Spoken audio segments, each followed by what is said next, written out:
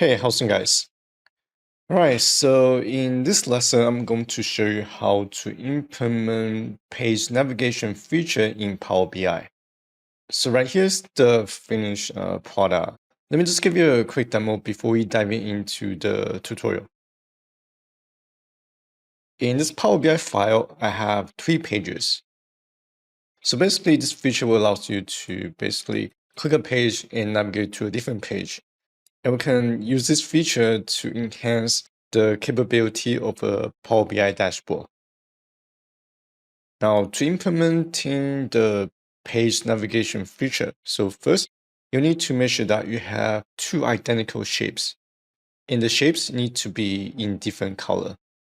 Now, for demonstration purpose, I'm going to use this green shape to present the current page. And this will be page 2 and page 3, just for demonstration purpose. Now, first you need to, here, let me go to view and display the objects. So first you want to align both shapes. So for page 1, I have the green and gray shapes aligned together. Then I'm going to use an icon to differentiate the page. And once you align all the shapes and the icon together as a group, then you want to rename the group to page 1, page 2, and page 3. Now, currently in this lesson file, none of them has the page feature implementer. Now, here we want to click on the icon. So this is going to be the navigation button. They want to display the format panel. They want to enable action. Now, from the action type, we want to select page navigation. And for the destination, this will be page 2. And we need to do the same thing for the other icon.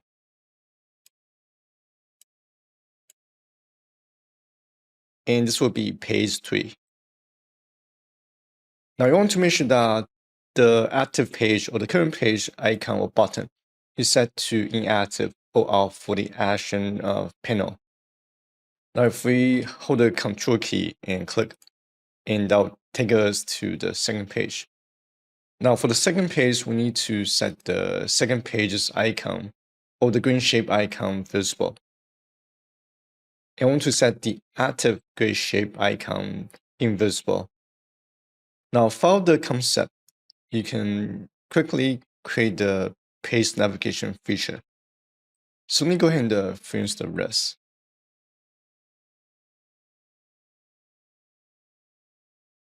Now, once you assign all the actions to all the page buttons, now we can test the functionality. So I'm going to hold the Control key and click on the page icon. So this is going to be page 3.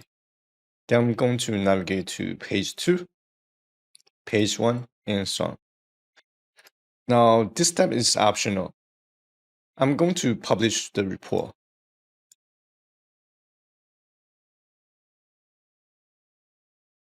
Now, if we look at the report,